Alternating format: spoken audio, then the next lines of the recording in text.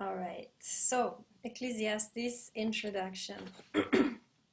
I put a kind of structure in the blackboard, which I'm going to change after this class because I think we'll have time to actually do chapter 1 today. So, good. All right. So remember what I told you about the five scrolls, right? The way that the rabbis regrouped five books. Remember, there was Ruth. I'm writing them down here. Esther, the Song of Songs, and then strangely, right? We know these three books belong together. They're books on featuring strong female lead, right? And then we have, strangely enough, the book of Ecclesiastes, right, and the book of Lamentations. And so it became interesting to reflect on what is the connection. Well, we talked about this last time, right? What is the connection between Ecclesiastes, Lamentations, and these three books featuring a strong female lead, right? So anybody remind me what we said? What did we say about Ecclesiastes? How does it fit, right, in this with these three kind of feminine books? And then, of course, how does Lamentations also fit? Anybody remind us of what we talked about? I could go. Go ahead, Kirstenbaum. Okay. We were talking about how these five books are human-centered. There's not much of a God narrative. In fact, he's very much behind the scenes in Esther and Lamentations. And I think in Ecclesiastes, he's never actually even mentioned. So that's number one. It's also subversive and it goes against the traditional biblical narrative. Like the book of Ruth is a great example about how it's someone who is a foreigner, someone who is not from the Jewish tribe, and it's not even speaking to the Jewish people, it's speaking more globally. So you find a lot of these more universal messages, things like that. Okay, great. And there was something else we talked about with regards to the feminine dimension. Granik, would you like to add? I think that was your contribution. Go ahead. Yeah, so I think wisdom is like personified in a more feminine way. In a lot of places, like I think in Proverbs you mentioned, it's personified that way. And so that's kind of, these are like the books of the mother's house, I guess. Yeah, so I guess it's a book of wisdom really, and so it's in that camp. Okay, great. And what did we say about Lamentations? How does Lamentations also fit in this whole we call it classification? Do you remember what we said about Lamentations? Oh yeah, yeah. It's also the city of Jerusalem itself is personified as a woman. Okay, very good. Right. So new theory, right? New theory of classification that nobody has come up with except us. Right?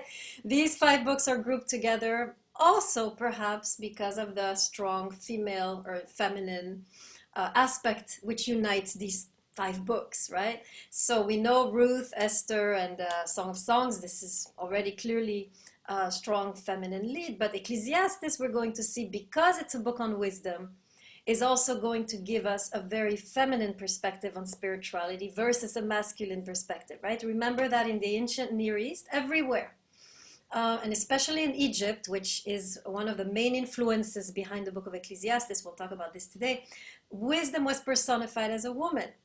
And you have this in Egypt, but you have this also in ancient Israel. If you go to Proverbs chapter 8, you have a whole description. By the way, read this chapter because we'll come back to it when we do the book of John, the Gospel of John, because there is a connection between Proverbs 8 and John 1.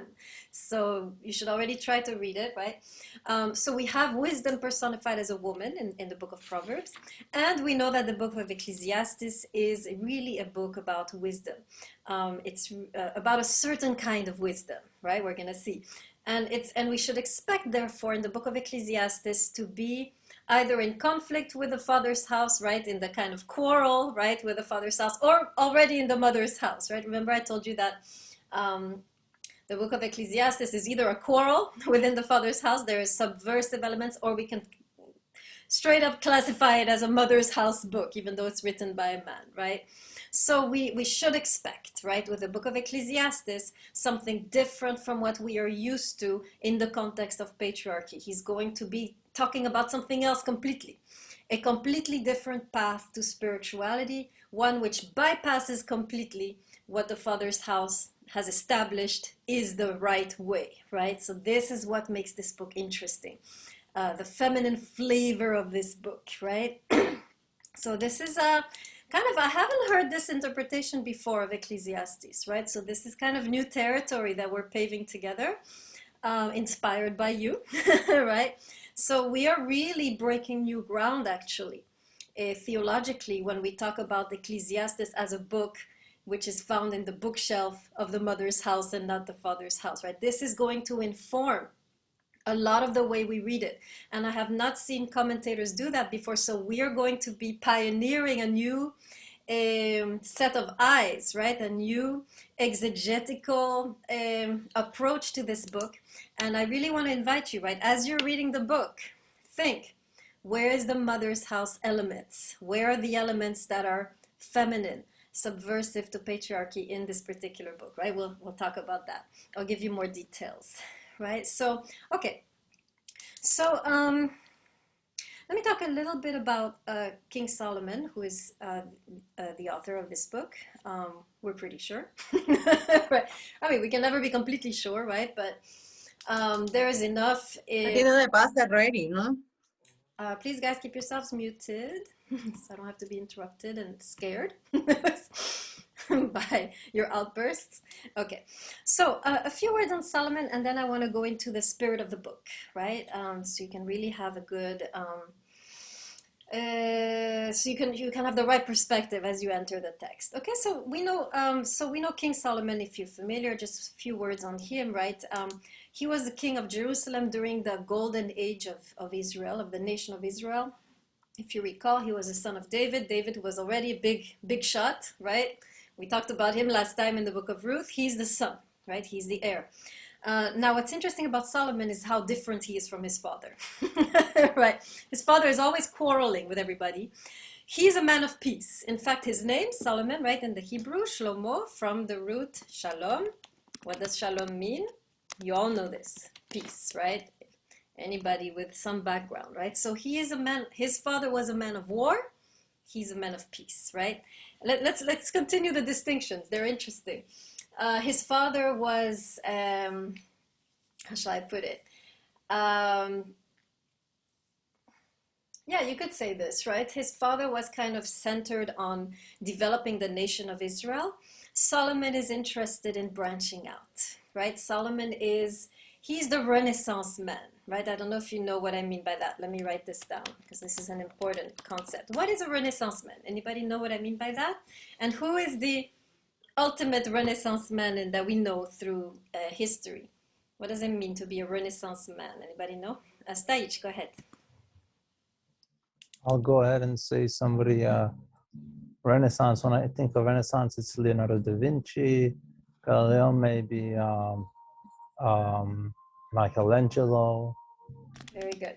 Right, these are figures like, right, people like Michelangelo, Da Vinci. Renaissance man means a man who is able to dabble in everything, right? Renaissance man was an artist, a doctor, a theologian, right?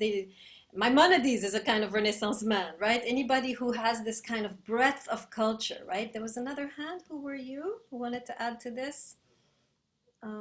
Manifest yourself? No? Okay.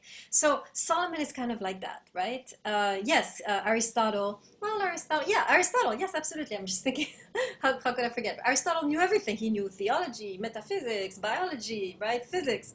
Absolutely, right? Solomon this is his mindset, right? He's open. As much as King David was on the defensive, Solomon is open, curious, exploring, right? In fact, anybody know his first wife, where she was from? This is very subversive already, what he did there. Is it Sheba? She's from Ethiopia. That wasn't his first wife. I know he had many wives. First one, very controversial origin. Nobody knows, for real? Oh, yeah. She's a Philistine. No! Right, I give up. Guys, you disappoint me. Egypt! First wife was Egyptian. This is very significant. First of all, Egypt was the land they were not supposed to go back to, right? And here we have King Solomon making alliances with this so-called enemy land, right? He's making alliances everywhere, actually, right? And the reason he had so many wives, by the way, had to do with how many alliances he made, right? Each time you make an alliance in the ancient world, you marry someone from the royal family. So it wasn't that Solomon was, had no control over his impulses, right? It was that these were women that came with the package of the alliance, right? So you can see we know he had thousands, right? I mean, he had several hundred wives. Why? Several hundred alliances, right? So he was somebody who was branching out, who was interested in the world around him, which was a pagan world, right? He's interested in the worldview. And so we can understand how Solomon, when he begins to write, is going to, yes, he's a Hebrew, but he has so much more going on, right? And so when we read this particular text, actually, you have such a powerful influence of Egyptian thought, right? And if you know, in the ancient world, Egypt was the center of philosophy, right? It wasn't yet Greece. Greece, they were still barbarians. Merchants. The Egypt was really the center of civilization at the time. It was a center of philosophy. And Solomon is you can see very clearly as he's writing the book of Ecclesiastes. I mean, there's been research that has been done on the technical expressions he uses, Egyptian idiosyncratic expressions, like, for example, under the sun. This is not Hebrew. There's nowhere in the Hebrew Bible you hear the expression under the sun. When you go to Egyptian literature, you actually have a hieroglyph under the sun, right? It's an actual word, right? So there's really, Egypt is permeating this particular work, right? It is a work which is kind of a hybrid work, right? And you need to understand that to really understand the movement of the text, right? So let me talk a little bit more about that, because I believe this is one of the reasons this text has been misunderstood so much.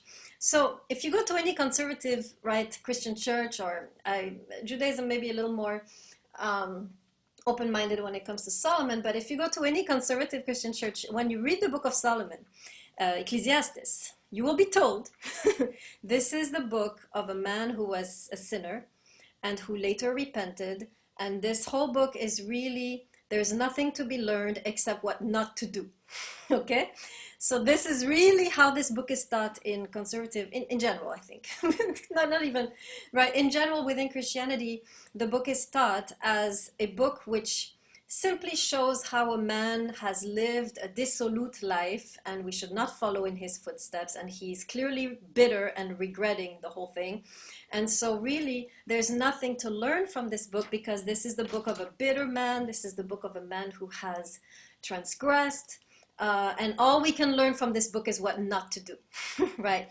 So this is the conservative take. In Judaism, of course, there's a broader perspective because of the richness of the tradition, but in general, there is the view, certainly exists also, correct me if I'm wrong, in Judaism, is this view also exists that Solomon was a sinful man, therefore this book has nothing to teach us, really? Do you have this in your schooling? Tell me a little bit. The Jewish background people in the class. Granich, go ahead. Yeah, I think it's a like kind of an argument.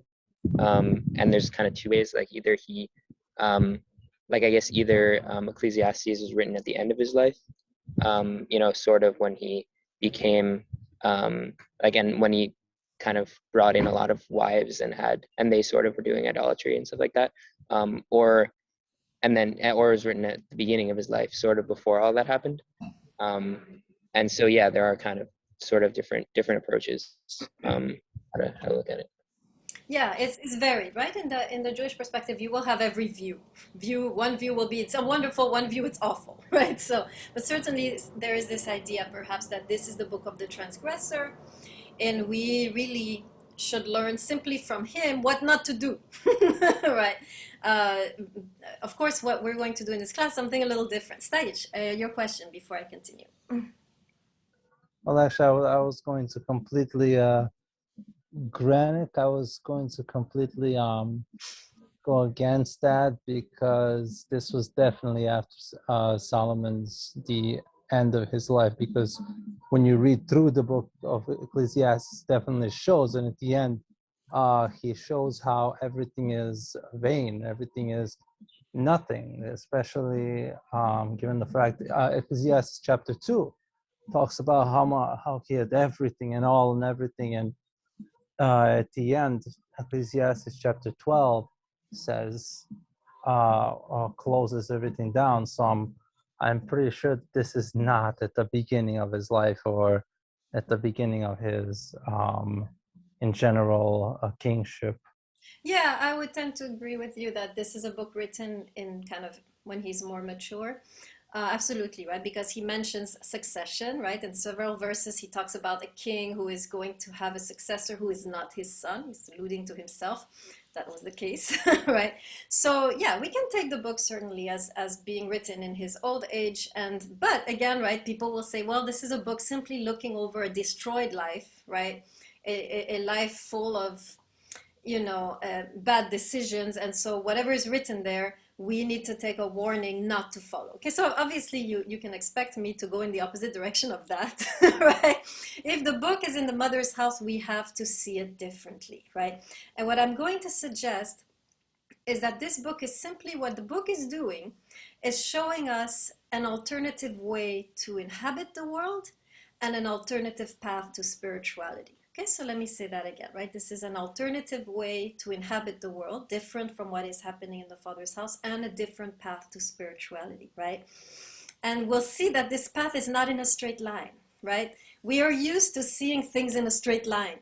And God said, tack, and God said, tack, and then 10 commandments, tack, tack, tack, tack, right? We're used to things being clear, square, and we talk a lot about, even in the book of Proverbs, the straight and narrow way, right? We have in fact, the word for the righteous, the root means straight, right? A righteous man is a man who walks a straight line. Doesn't go here, doesn't go there, straight, right? And you have, of course, same thing, New Testament, right? Straight and narrow path, right? So we're used to this, right? This is a completely different journey. This is a path going like this. Path goes up, goes down, goes up, goes down. Depression, anxiety, bliss, ecstasy. Back to depression, anxiety, bliss, ecstasy. Transgression, faith. Mistakes, renewal, right? This is a path like this, right? So let's first get used to this, and let's first acknowledge that this is also a legitimate path, right, to spirituality. In fact, I would suggest that the books of wisdom were written. Remember, we mentioned this at the beginning of the semester. There are two kinds of people in this classroom. There are people who are walking the straight path, right? They're listening to the elders, they follow the rules, they walk the line, and that's great. You'll get there faster, right? And then there's people who cannot take any type of command or authority. They walk like this, right? They'll bump into this wall, fall into this ditch, crawl out, have a moment of ecstasy, fall into depression, right? This is the curved path, right? And what we have in this book is this kind of journey. And you have in this text, you have, it's like some people have said that Solomon maybe was bipolar, because you have moments of illumination. You have moments in this text that are glorious, right? Glorious epiphanies that he is having. And then, he crashes down into despair, into cynicism, into skepticism, into his doubts, right? And then again, he has an epiphany, and then back into, right? So this is a very different work from what we're used to, where everything is clear and straight and, square, right? But it is still a path. It is still a spiritual path, and it is still a path that we can choose to follow, right? If we choose to. Remember, the wisdom books, I told you, these are the gospel of those who have lost their way, quote unquote, right? We have two kinds of Bibles in the Bible. We have the Bible for those who know the path, who listen, who follow. And then we have the Bible for those who have lost the path and who are meandering, lost somewhere, right? The wisdom text, remember, make sure you write this down. All of the wisdom texts, Ecclesiastes, Proverbs, Song of Songs, Ruth, Esther, Lamentations, right? These were written for those who cannot walk the line. This is the gospel of the lost sheep, or the black sheep, right? This is the Bible of those who have gone, as you say in the Jewish context, off the derech, right? Off the way, off the path. This is an expression that in Orthodox Judaism, right? There's an expression that someone has gone off the path or off the derech, and this means someone who has left the faith, right? So in the biblical canon, you have books written specifically for those who have left the path, lost their way, quote unquote, because of course, in the mother's house, all ways are good, right? Not like the father's house, right? So, are you following me on this, on these two kind of Bibles, on these two kind of paths? Are you seeing what I'm saying? Put your hand in the screen if you're with me, right? So make sure you write this down. This is very important to understand the Book of Solomon and to appreciate it, is to understand there are two paths, two spiritual paths. One is straight, one is crooked, right? They both get there. Right? They both reach the same point, but different way. There is the Bible for those who are religious, who follow, who are able to listen to the elders. That's a great virtue. It's wonderful. It goes very smoothly, right? If you're smart enough to listen to the elders and to the wisdom of those around you, you'll go fast. And then there are those who can't listen. What can I say? Right? This is longer, but it is still a legitimate path. And this book of Ecclesiastes is showing us this path with all of its twists and turns, all of its highs and lows, the ecstasies, the depressions, right? And so I would suggest that all of it, every single moment, every single word, every single verse in this book is something that we can learn. There is wisdom at every single step of the way, right? Because this is a legitimate spiritual path, right? So that's why I'll go against this traditional interpretation that only parts of the book are kosher or, legitimate, right? The whole book, I'm going to show. In other words, if you don't understand this turn, you don't understand that turn. If you don't understand this moment of darkness, you don't understand the ecstasy. You need both to really appreciate this journey and the wisdom that he's gaining as he's journeying, right?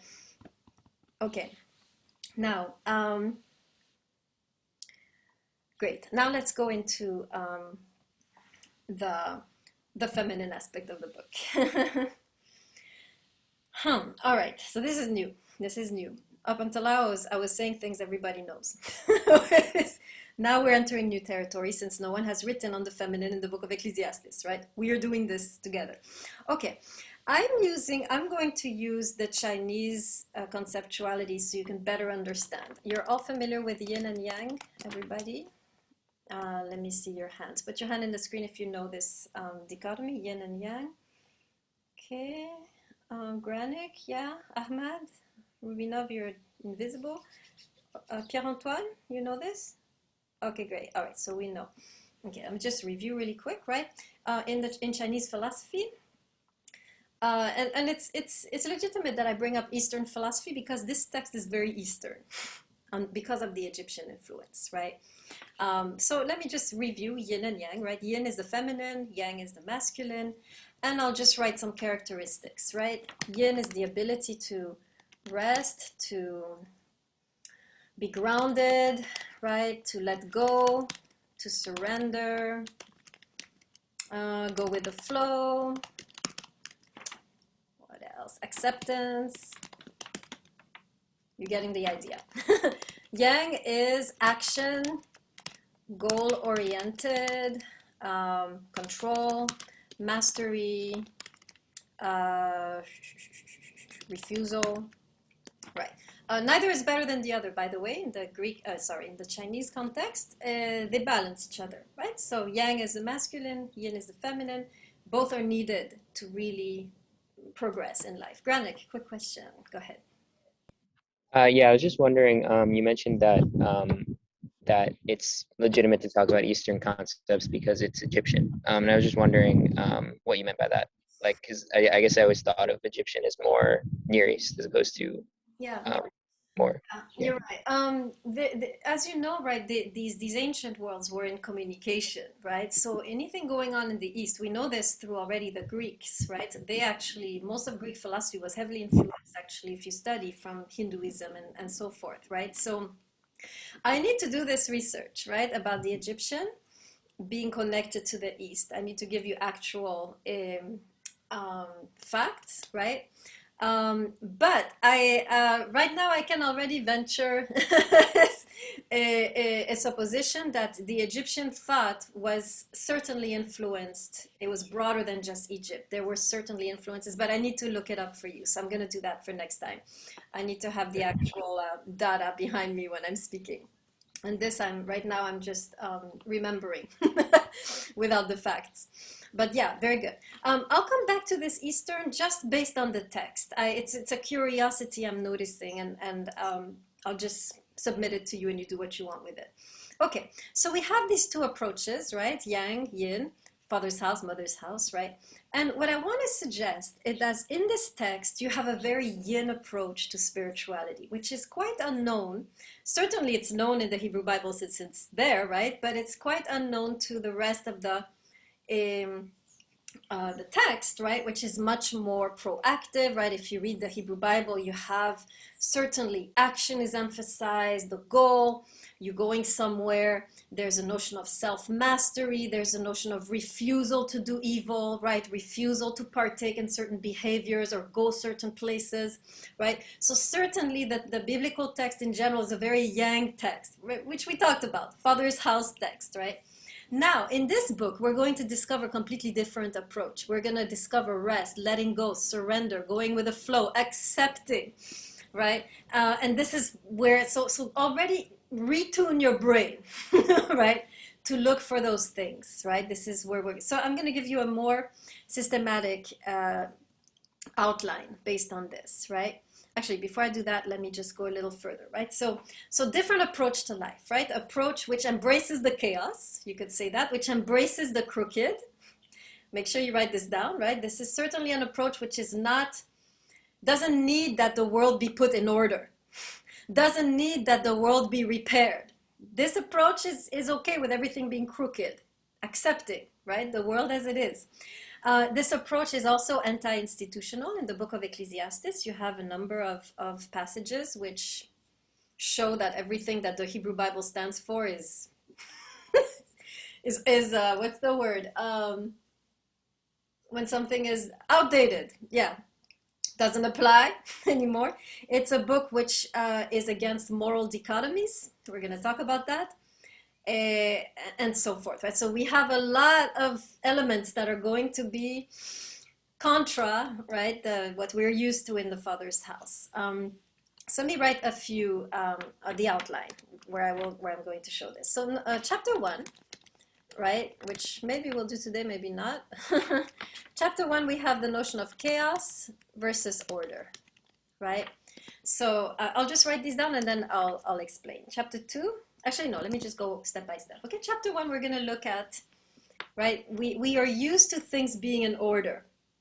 Creation story is a masterpiece. Genesis 1, which we studied, right? There is rhythm, there is a progression. It's like a symphony. You have the suite number 1, suite number 2, right? You have, it's an amazing structure, right? There is an architecture in the way the world was created. Chapter 1 of Ecclesiastes just explodes the whole thing. Now all we have is a bunch of mosaics, right? Big mosaic, everything is fragmented. Chaos is the new norm. That's what we're going to see in chapter 1, right?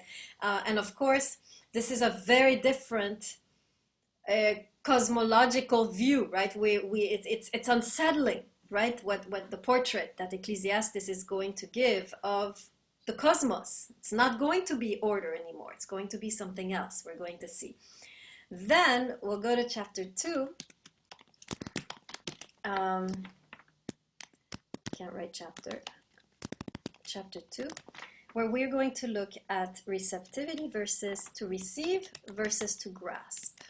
Okay, we're going to look at that. So this chapter, in chapter 2, we're going to look at an attitude which is different from the typical goal-oriented mastery of the universe concept we're used to, right? We're used to thinking that we need to master reality, do the work we need to do, achieve certain things, get somewhere, right? This is how we are trained to think in the West also, right? We are trained to think we have to get somewhere, achieve something, finish something. Here we have completely different approach, receptive, right? We're going to look at that very yin approach to life, right?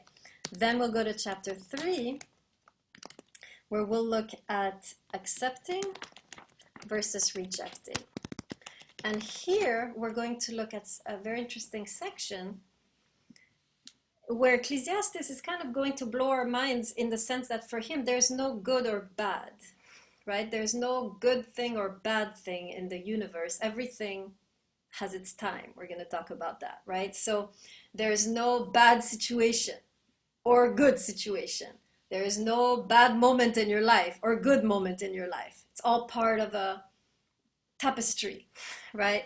So this is the attitude of accepting all that is versus saying, this is good, this is bad, this is good, this is bad, this is good, this is bad, right? So very different approach. I mean, if you're familiar with Eastern philosophy, this is why I know there's a connection, Granik, right?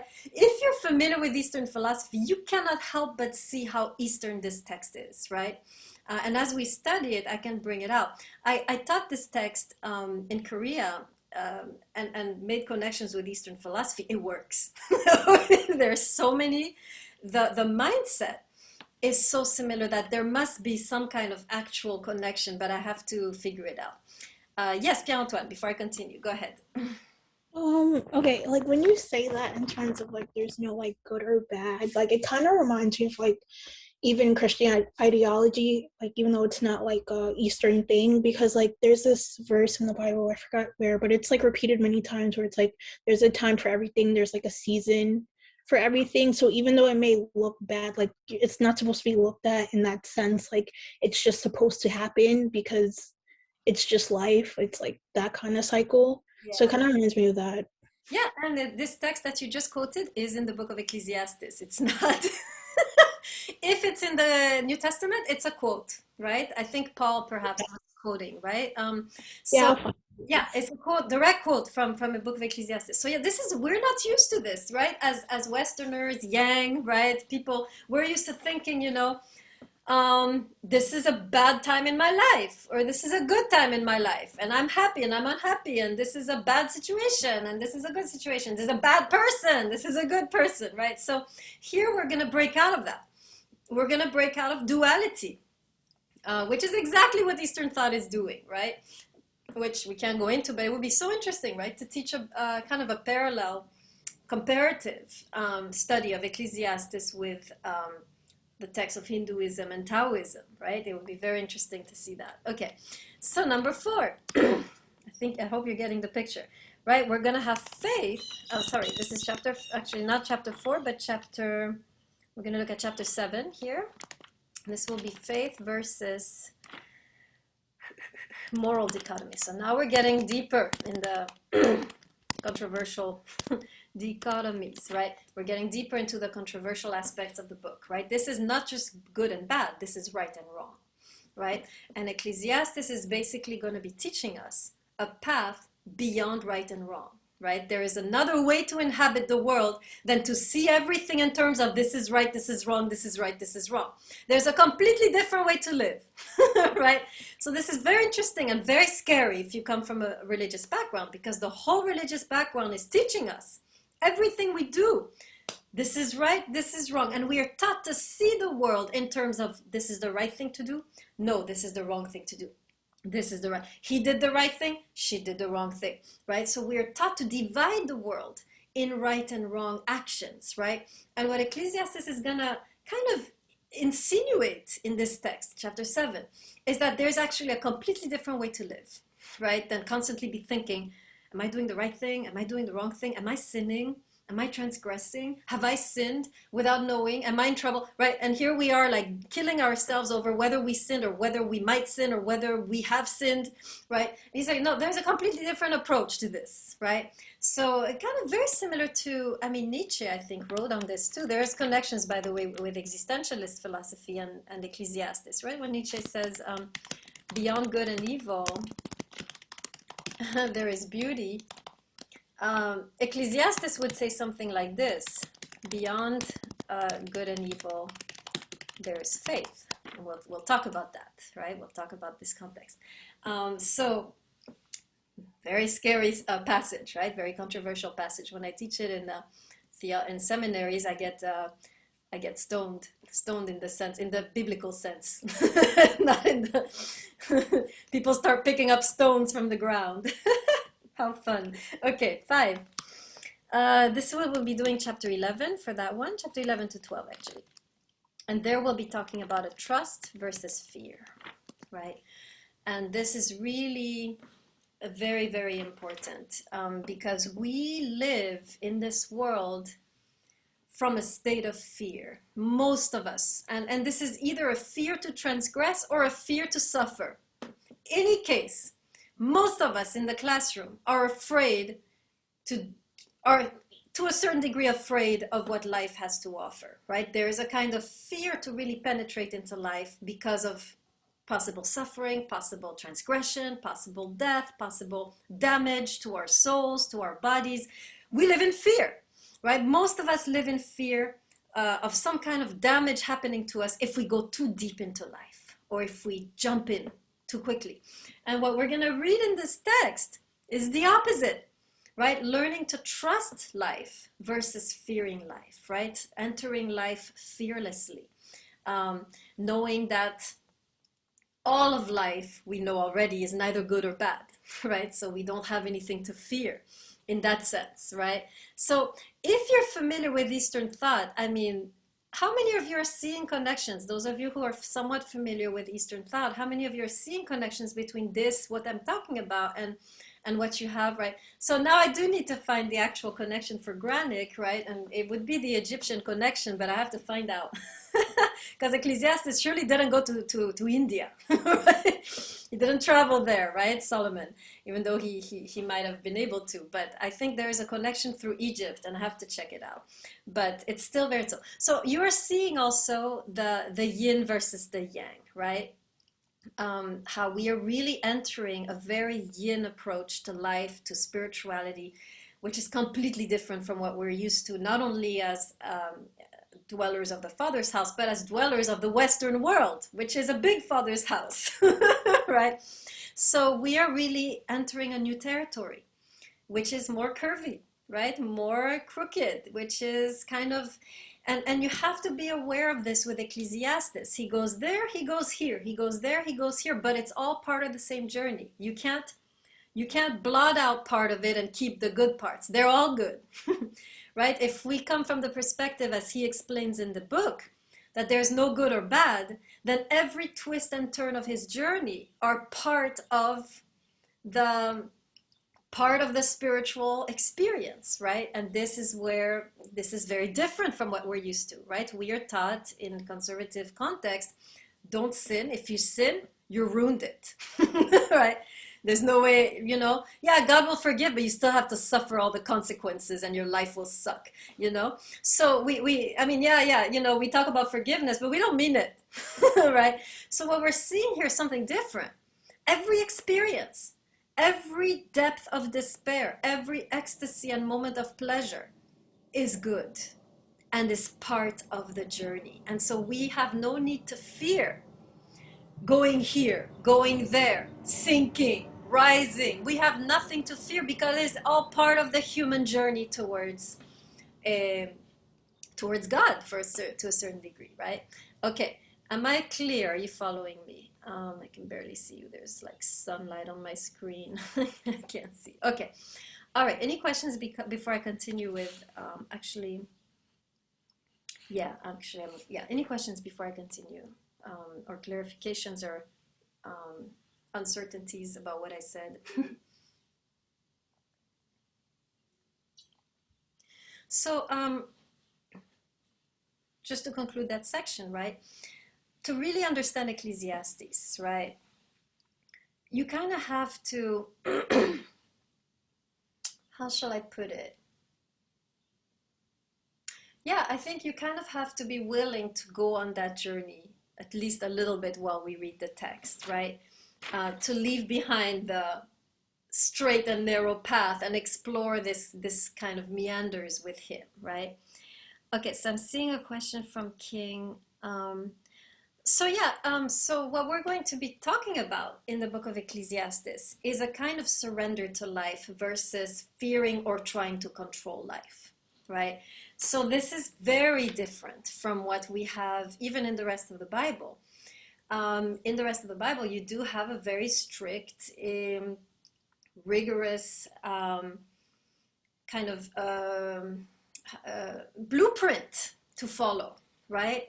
Because life is scary, because you can find death, right, if you don't follow this. So the idea in the rest of the Hebrew Bible, which is not stupid, by the way, it's a good idea, that there is a blueprint to follow so you don't end up damaging or killing yourself, right? Ecclesiastes is going to say, nothing is bad, nothing is good, no blueprint, just crooked meanders, right? And so, but in the crooked meanders, he's going to discover an essential truth, which is faith, right? Or trust. And this is what is interesting about the book of Ecclesiastes, right? I'm already giving you spoilers, right? What's interesting about the book of Ecclesiastes is that, and make sure you write this down, there are certain spiritual truths that you cannot acquire if you are in the straight way, right? Because there are certain things, there are certain spiritual experiences, one of them being faith, you can't acquire if you're in control and if you know the way, right? If you know the way, oh, the commandments are very clear, right? The Bible is very clear, this is how I should live, and you're living and you know what to do, it's clear. If everything is clear, there's no confusion. If there's no confusion, there is no faith, right? That's the idea. So there are certain peak spiritual experiences which you cannot experience if you're still in the Father's house. You have to get out and you have to enter the state of chaos. You have to do some of this twisting and turning, and that is where you encounter or experience some of these peak experiences like trust and faith. Which, are you seeing how you can't have faith if everything is clear? Are you seeing this? This is important, right? Because we think we have faith when we're like, walking the line. No, faith comes when you don't know what's happening, and yet you still continue walking in the darkness. I'm going to give you a text on that when we get to that, right? That's faith, right? Faith is Abraham going on Mount Moriah, about to sacrifice his son and not understanding what is happening to him. That's faith, right? Faith is not seeing clearly who God is anymore. Faith is not, understanding why he asked me to do this, right? And you still keep going in the complete darkness. That's faith. The prerequisite of faith is confusion. If you're clear, you don't have faith, right? So that's why Ecclesiastes is completely all the time confused. And that's why he's able to tap into this deeper wisdom, which is the wisdom of trust and faith, right? So that's where, that's why I'm thinking there is such depth in the book of spiritual depth in the book of Ecclesiastes, even though it is a crooked book. You get to a degree of depth that you cannot find in, for example, the book of Deuteronomy, right? And that's what we're going to discover, right? Okay. Yeah, so King is mentioning Stoicism. We have definitely connections between Ecclesiastes and Stoicism. We have so many connections that people thought for a while that Ecclesiastes was written during the Greek era, not by Solomon, right? Because there are so many connections with Greek thought. So maybe, Granik, that's a possible answer, that if the text is written later than Solomon, which I don't think, but then I have to figure out the Egyptian thing. If it is written later, because that's what they noticed, right? They noticed so many connections between Ecclesiastes and Greek philosophy, especially Stoic philosophy. And so they're like, this can't have been written, at the time of Solomon. But if Egypt can be a resource, which I need to find out, then we can date it back to Solomon, right? But most scholars actually believe the text was written, or maybe at least 50%, that it was written during the Greek era because of the connections with the Epicurean philosophy and Stoic philosophy, right? So so Epicurean and Stoic philosophy, definitely this is another, right, comparative work we can do, right? Okay, great. Saichi, you said something, but I can't understand what you're saying in the chat. So can you clarify? Yeah, in the New Testament, Paul speaks about realities. Pretty much not. I can't. It's not off my head, but pretty much faith is so and so. Realities don't not be held. So something you have to wait for and just have like faith in. This is something you believe it's going to happen, and it's going to happen. Yet you have not beheld it. Yeah, Behold it. yeah, beheld it. I cannot think, and I cannot right now quote the description that's annoying me, but it's Paul says it somewhere in the Yeah, New Testament. faith is Sorry about right now. I can't. My brain is off. the quote you're looking for is faith is the certainty of things yet That's the one. right? Yeah. So yes, and Paul does emphasize that faith implies you not seeing, and yet you're certain, meaning you're moving forward, right? So yes, that certainly connections. By the way, writings of Paul quoting the book of Ecclesiastes throughout. So there is. It would be interesting to study the writings of Paul in light of Ecclesiastes and see how close the two thinkers were, which no one, of course, is doing. The best studies here, I'm giving like already 5 dissertation topics that are interesting to explore. I hope you guys are taking notes so you can do this for me, right? So there's a lot of ways to connect Ecclesiastes, right? It's a very rich work. I mean, that's why I'm thinking Solomon, because it's just this is such a mind that could have written this, right? I don't see anyone else capable of this. Okay, now last thing I want to comment a little bit on the main concept in the book, which is translated very poorly, vanity, or worse, meaningless. Right? If you read the first page, right? First verse, actually. Let me find it. Yeah, the words of Kohelet, son of David. Okay, the words of Ecclesiastes, son of David, verse 2. Futility in my text. Okay? So I'm quoting futility. Said Kohelet, utter futility, all is futile. Just a information, when I say Kohelet, I'm using the Jewish Bible, right? So Kohelet simply is a Hebrew for Ecclesiastes, okay? For those who are having a Christian Bible. Okay, so let's talk about this word, because this word is the central theme, right? If we understand this word, why he chooses this word, right? We will understand everything that the book really has to say in the right way. So in the Hebrew, this what I said, vanity, meaningless, futility, in the Hebrew it's hevel. We have encountered this word before. Anybody tell me where? Cain and Abel. That was Abel's Yes. name. Excellent. Abel in Hebrew is hevel, right? Okay, so we have a clue. We'll get to that clue in a second. First, let's go just to the literal translation of hevel. Hevel literally means breath, like when you exhale, like this, breath, right? Hevel. Of course, and then allegorically, right, it can mean simply something that doesn't last, right? But this is already interpretation, right? Precarious, right? Finite breath, right? But literally just means breath. Okay, so if we just sit on that for a while, we can get to a lot, right?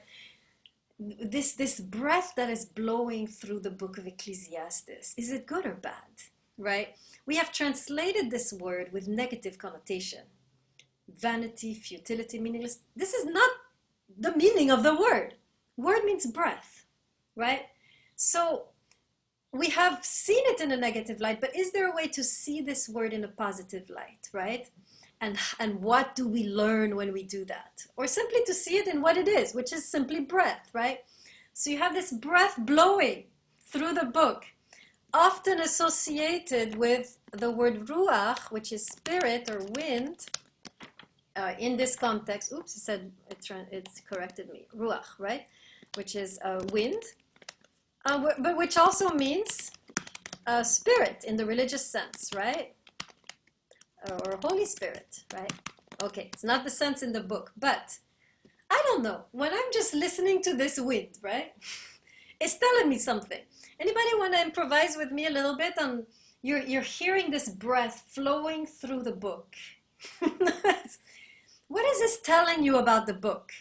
That there's so much wind and breath flowing through. Let's just stop a little bit and sit on this, right? And try to reflect on the effect that this is causing, right? I'm thinking poetically right now, right? I'm just thinking in terms of the literary aspect of this repetition of hevel, havlim, hakol, hevel, hevel, havlim. That's how it sounds in the Hebrew, right? Vanity of vanities, all is vanity. You're hearing hevel, havlim, hakol, hevel, hevel, havlim, hakol, hevel. You're hearing this kind of wind or breath throughout the book. Anyone want to improvise on the effect it has on you? What is the author trying to tell us just by this breath? Pierre-Antoine, and then King. Go ahead. Well, King kind of said it, what I was going to say. Like, I think, but I also think, like, because we've been speaking a lot about, like, this curvaceous path that Solomon has throughout this, like, books, throughout the wisdom text anyway. And, like, when you think about wind, when you think about, like, the Spirit, the Holy Spirit, it's very, it goes, it blows, like, it fills people. And it's, like, it's always changing, it's always moving, it's never constant. You know, so it's like that's what it means to me. That's what I think. Well done, Pierre-Antoine. I love it. I love it. You are reminding me of the quote we will study in the book of John, where Jesus says, "The Spirit blows where it will. No one can control it," right? This is Yeah. where we are. This is where we are. So this is, I mean, of course, there hasn't been research on this, but to me it is so powerful that already in the book of Ecclesiastes, you have the sense of the life by the Spirit, right? There is no fixed agenda. It goes here, it goes there. You don't know where it's going next, right? And yet it's alive, it's dynamic, it's going somewhere. Are you sensing the kind of life that Ecclesiastes is pointing us to, right? This is a life by the Spirit. He's not saying it, of course, because the book is still a very secular book, right? But I'm hearing it, right? I'm hearing this wind and this breath, and I'm hearing the kind of flow and the kind of, we don't know what's happening yet next, and yet the aliveness of it, right? Let me write some of these ideas down, right? So the wind, right? We don't know where it's going. We don't know what will happen next, right? It's fluid. It's uncertain. There are surprises, right? And yet it's profoundly alive, right?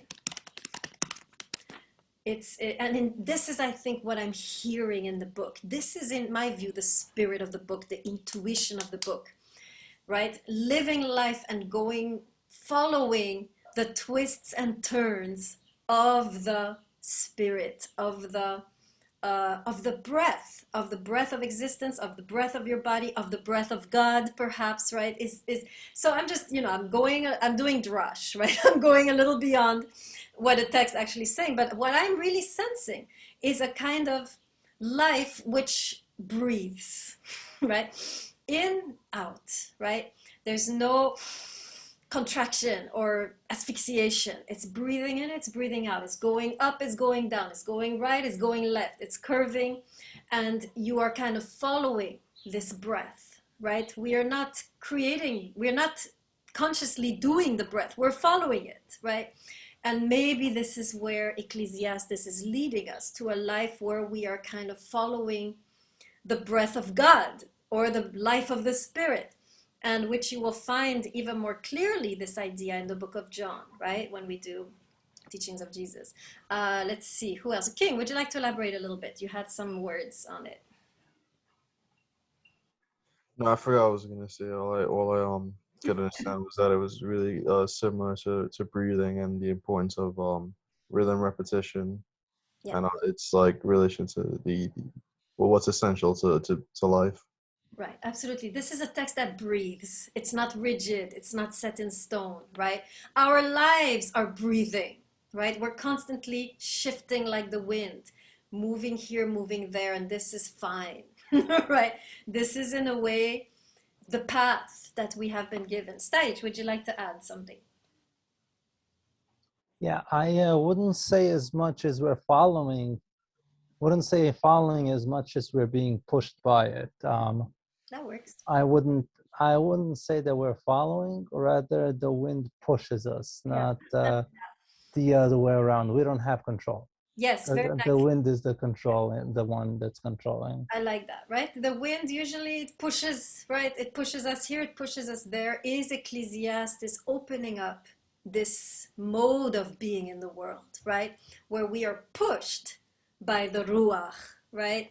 Where we are breathing instead of, being in control and pushing everything to fit our categories, right? So this is kind of a life of being pushed, being nudged, being directed by an invisible hand, right? Which is writing in circles. There's a funny quote, which I'm going to butcher right now, which says something to the effect that God writes in crooked lines. Right? I butchered it. I'm sure you'll find a better version of it, of this quote. Thank you, Ahmad. I'm doing Tai Chi over here. Yes, for you guys. I'm totally in the spirit of the text. We should actually go outside, meet somewhere, and do some Qigong and Tai Chi just to get into the breathe in, breathe out. Right. So there's definitely something happening in the text with this Hevel and the word Ruach, which comes up over and over again, giving us a different approach to life than the one where we are, right? Everything is scripted. Different, right? From scripted to the unknown life pushed by the Ruach, right? Let me write this down, right? There are two ways to live, right? Number one, you can follow the script. Number two, you can just, I like the way Stajich put it, right? Let yourself be pushed by the Ruach, right? And of course, Ecclesiastes is not going as far as this, right? I'm really reading Ecclesiastes with in mind the Gospel of John that we're going to be studying, right? Because there are connections. So okay, so back to Hevel, just the Hevel, breathing, without the Ruach, right? So what I'm going to do in this text is I'm not going to follow the negative connotations. So all of your translations, you can cross it out right now. Right, we're gonna use the only person who does a good job of this, translated as breath, is this guy who translated the whole Hebrew Bible. Who did this? Tell me who it is. Is a Jewish scholar. Steinsaltz? Who? Steinsaltz? No, it's more recent. Adler? Is it Adler? Who? Adler? Spell it, I can't hear. Oh, Adler, right? Yes, him. I think Adler translates it breath. By the way, if you're into the Hebrew Bible, Adler, a new translation of the Bible, poetic, beautiful, right, of the Hebrew Bible, right there. He's just done a new translation of most books, I think, in the Hebrew Bible. Oh, so refreshing. Very close to the original. Maintains the poetic original meanings without all of the butchering that has happened for the last 2,000 years, right? So, or more. So Adler, right? So he translates it, I believe, breath. I have to check, but I think he does, right? Okay, so I'm just going to see it as breath. Now, tell me a little bit before we conclude, what is positive? What does it teach you that we are just our breath? What does it teach you about yourself? That we are just breath. What does it say about us without putting a judgment on it? What does it simply say? That we are breath. Okay, very good, Goldstein, right? Fleeting, non-permanent. Stajich, you want to add? Yeah, pretty much we're mortal. Mortal, finite, right? Yeah. Fragile, we're fragile. At any moment, the breath, right? I don't know if you're watching the trial right now. George Floyd. It was very interesting, by the way, this trial. Breath, right? Anything. 9 minutes, gone, right? So very fragile, very delicate aspect of ourselves, right? And so what we're going to see in this text is that there is a profound wisdom in accepting this, that we are not superheroes, going against the whole Hollywood ethics. I don't know if you see the last I mean, each time they come up with a big movie about saving the world, you know, what is it called? Captain America and all these guys. We're always, you know, the superheroes. We got it down. We know right and wrong, right? They don't. And then we come and deliver them, and we have this amazing technology, and we always win. And okay, the superhero complex that we have as a civilization, right? This is the opposite. We're not superheroes. We're fragile. We're gonna die. We're delicate. It could escape us at any moment. The breath could stop, right? Ecclesiastes is turning our gaze back to our fragility. Why? Because only when you are aware of this can you acquire wisdom, right? There is no wisdom if you're a superhero, because you already know everything, right? So what Ecclesiastes is teaching us by repeating, Havel, Havel, Havel, look at yourself, look how fragile, precarious, finite you are, and know, understand the wisdom that exists in this experience. And that's what we're going to discover together, the wisdom of our finitude, right? The wisdom of our precariousness, the wisdom of our precariousness, of our, how did I put it? Fragility, of our powerlessness, right? Only once you're able to face that can you can you really understand the deep mysteries of the universe, right? As long as you know, and I mean, connections again with Greek thought, right? I mean, Socrates was saying, it is only the knowledge of your death which can give you wisdom, right? So we have already, the Greeks also speak in this way, right? The ability to understand our finitude is the path towards understanding the mysteries of the universe, right? You can't understand the mysteries of the universe as long as you think you in control. Pierre-Antoine, go ahead. Yeah, like honestly, there's like a multitude of like Bible verses that like compare like humans to like grass that like just could wither away in like a matter of seconds, or like I think in Psalms it's also like we're compared to grass like that could just vanish simply like with a thought. Like yeah, I just thought of that. Yeah, and the beauty here is that he doesn't leave us there, right? For Ecclesiastes, the awareness of our finitude is the path to wisdom, right? So in other words, he doesn't leave us hanging like, I'm gonna die, you know, right? It opens up a new dimension to see this, right? The awareness of our fragility opens up a new dimension and brings us into the depth of what it means to be alive and human. And that's what we're going to discover together. So that's why for me, the concept of Hevel is positive, right? To really embody and accept, embrace my Hevel, right, is the beginning of wisdom, right? That would be in the Proverbs, they say, the fear of the Lord is the beginning of wisdom. Here we have the awareness of Hevel is the beginning of wisdom, right? And so we are going to learn something powerful. But the door to that is through this awareness of my fragility. Until I become aware that I am powerless, that there is nothing I can do to fix this, or to save this, or to repair this, until I have this awareness, I'm not going to enter the deeper portals of wisdom that are waiting for me. So that, I think, is the invitation to the whole class, right? This is a little easier, right, than what we've been doing so far, perhaps, in terms of patriarchy and so forth. This is simply the invitation.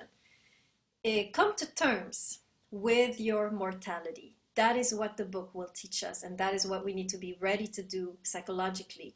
But why? To despair together and have a pity party? No, because it's a portal into a deeper experience of wisdom. So we'll see what we will learn through this.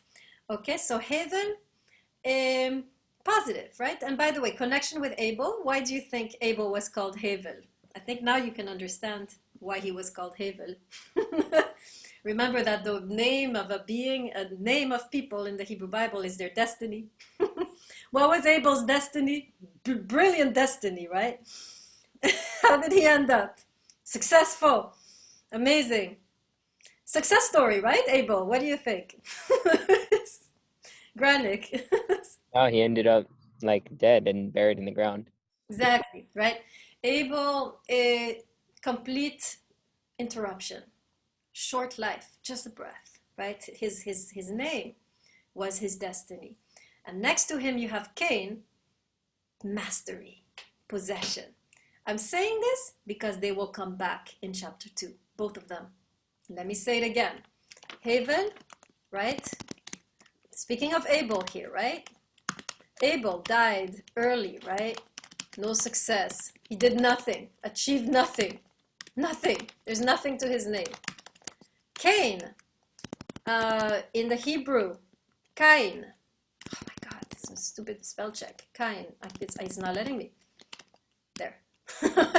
From the word kana, to acquire. I can't write. Acquire, possess. Success story, right? I mean, if you look at Cain, I know we didn't like him too much, some of us, but he's the father of civilization. Built the first city, father of the arts, technology, agriculture. Cain. He brought us where we are today. You are in your comfortable house with your chimney and your, whatever, with your running water because of Cain. Okay? If without Cain, you want to be like Havel, you'll be outside somewhere, right? So Cain brought us, our homes, our heating, our agriculture, our irrigation. Everything that we have is from Cain. Success story. Havel, smoke, right? I'm saying these two because chapter 2, they will come back to haunt us, both of them. We'll see how it works. Make sure you write down the Hebrew here, right? Cain, from the verb, right? In the Hebrew, they build the name from the verb kana, which means to acquire, to possess, and havel is just a noun, which means, we saw already, breath.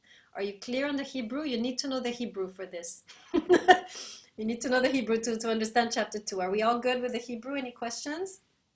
Okay, because they will both come back to haunt us in chapter 2. Okay, good.